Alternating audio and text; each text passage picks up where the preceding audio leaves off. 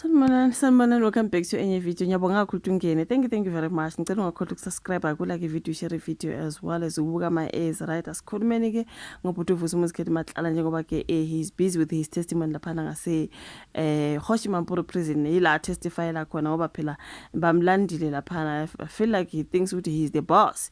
Ngoba phela bazi kuyena. Kwabona uthi angizi ngapho ngase Cape Town eParliament wozani kimi bahamba baya kuye manje ufila ngathi ya he's got the yabana bayangidinga labantu, I've got the powers, okay, bayangifuna, you know, bafuna information from me, I'm gonna give them information kodwa ngifila ngathi enye information ingamanga, ngifila ngathi nje khona okunye kodwa ngakusho kahle ngathi kukhona azoba protector, ngathi kukhona ke azoba throw under the bus. Indlela engifila ngakhona you guys, ngifila ngathi umkhulu noSibiya wona yaba uzoba protector na kanjani angazi, but anyways njengoba ke kusaqhutshwe kwa you guys mhlawumbe ke kukhona azogcina kushilo kuthiwa kuye wanindi ucele nomkhwanazi khuluma ngabo lapha ngendlela ke abephisana ngakhona ngemali kuba ubheka icele and umkhwanazi efuna usizo likaMatlala ukuthi ayo khulumela nomuntu wamvulela icala izinto azikhulumelana, but anyways sizoyifunda phela ukuthi kube sengathi ke nami ngibeka ngendlela engekho right.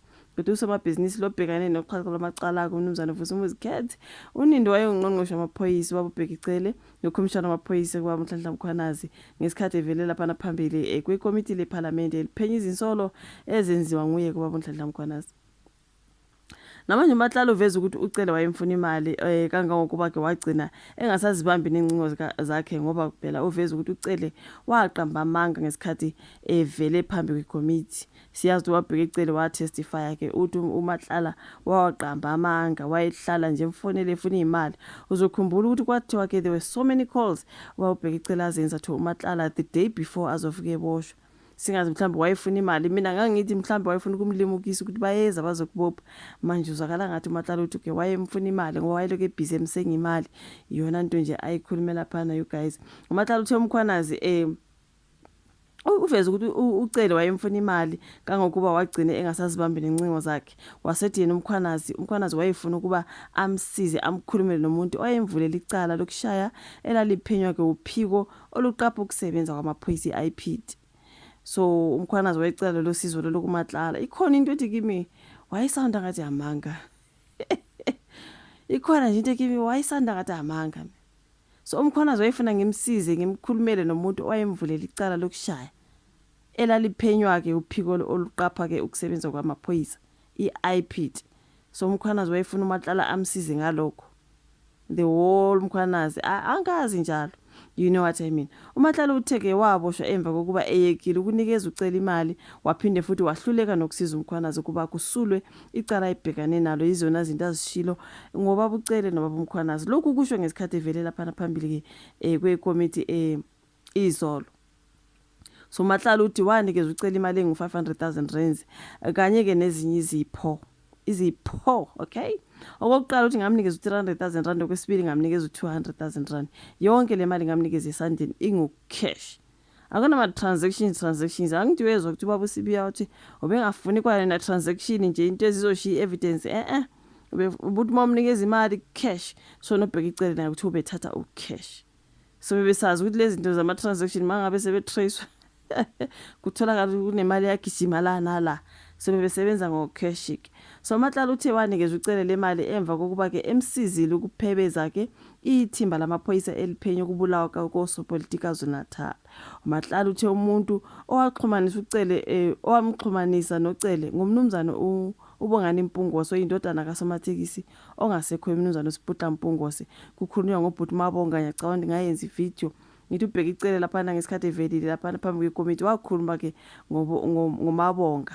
Wathi ke okay uMabonga nguyena arrange ama meetings okay nalapho uyasho ke uMatlala uthi umuntu wamxhumanisa nocele ngomnumzane uMabonga Mpungoseke. Okay, uthe emva ke komhlangano wakhe nocele kwabonakala sengathi ziyashabalala inkinga zakhe namaphoyisa njengoba phela ayibuyisela nezibhamu zakhe ezasishaqiwe.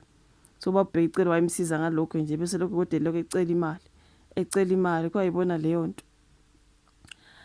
Uthi uMatlala uthena ke leli tulo laliphekwa ke ithimba eliphenya ukubulawa kwamaphoyisa kwaZulu-Natal wathi uCele wamgqugquzela kuba aqhubeke nokuxoxa ke nokuthiwa ke usondelene nomchunu uBrand Mokgotsi ngethemba lokuthi kungenzeka aphahluke ngento eyayingabophisa umchunu. So uCele wa-advise ke uMatlala ukuthi sondelana wena nalo Brand Mokgotsi, mhlawumbe uBrand Mokgotsi kungenzeka aphahluke asho something ngomchunu ke okuzoba ke mhlambe yinto ezobophisa umchunu kusho ukuthi bebemfuna ke phela vele efahla ke ekuningi ngalabo bantu guys. So ke ubuye waveza ukuthi akamazi umchunu kodwa wathi ke uMkgotsi wasebenzisa igama lika mchunu ngesikhathi emcela imali.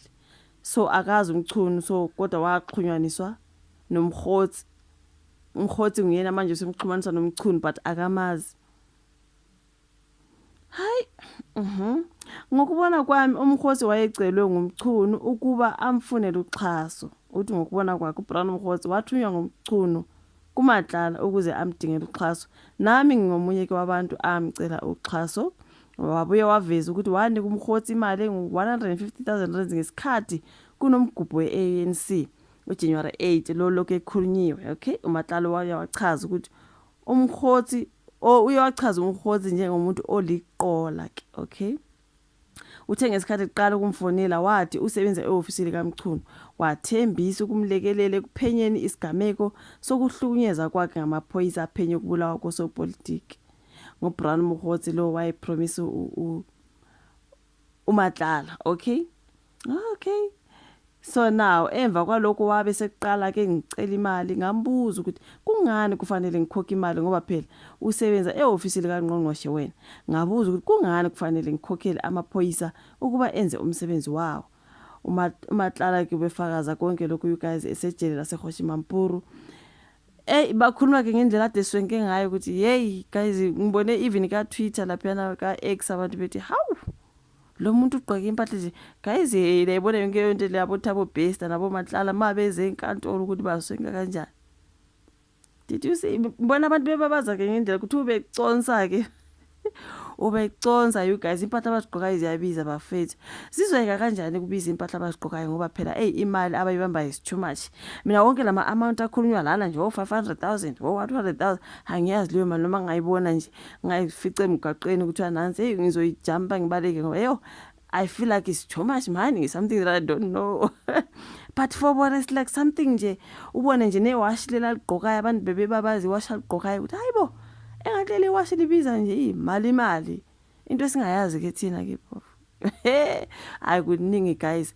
Manje ke uNinda uMkhwanazi noCele kungani kufileka sengathi uprotect umchunu noSibiya. Akasho lutho ngoSibiya nomchunu, uthi akamazi umchunu yazi uBrand Mokgotsi. Hayi ngeke ikhona into engathi ayihlangana angazi kodwa angazi. Ishuvo la ka comment section ngicela like i video share siphinde sihlangane kwezayo kuningi nje kule ndawo.